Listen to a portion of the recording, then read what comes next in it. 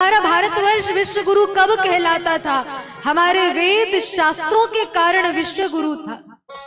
अंग्रेजों ने जब देखा कि कारण क्या है, जड़ क्या है, तब उन्हें पता चला कि ये रामायण पढ़ते हैं, ये भगवत गीता पढ़ते हैं, ये वेद शास्त्र पढ़ते हैं, इसलिए अपना सर कटाने को स्वीकार कर लेते हैं, लेकिन अपना धर्म परिवर्तन नहीं करते।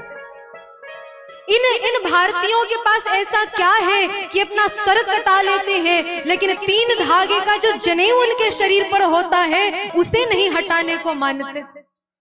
ऐसा क्या है इनके पास? तब उन अंग्रेजों को पता चला कि इनके पास यदि कोई है तो इनकी शिक्षा है। जो वेद शास्त्र धर्म ग्रंथ हमारे हैं, और उसी को ध्वंस करने के लिए महाराज नालंदा, जहां पर हमारे वेद शास्त्र विराजमान थे, सब में आग लगा दिया गया।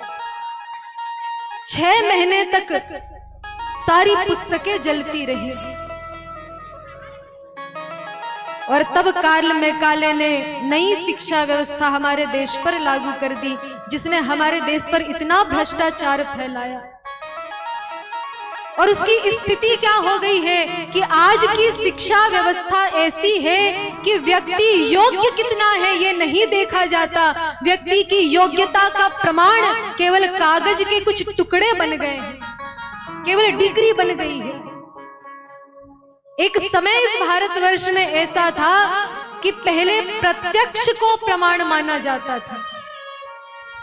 यदि अर्जुन श्रेष्ठ धनुर्धर है तो उसे मछली की आंख में तीर लगाकर दिखाना पड़ेगा कि वो श्रेष्ठ धनुर्धर है, तब ये बात सिद्ध होगी। प्रत्यक्ष को प्रमाण माना जाता। लेकिन अभी का समय कैसा है? बोले शिक्षा व्यवस्था इतनी खराब हो चुकी है कि केवल कागज के टुकड़े हमारी योग्यता बताने वाले बन गए हैं।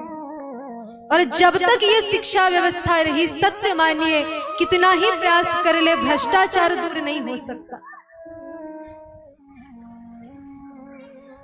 इसीलिए हम बार बार शिक्षा व्यवस्था के बारे में अनुरोध करते, निवेदन करते हैं कि हमारे देश की शिक्षा व्यवस्था ऐसी होनी चाहिए कि हमारे बच्चों में संस्कार आए, उन्हें जीवन जीना सिखाए, ऐसी शिक्षा व्यवस्था हो।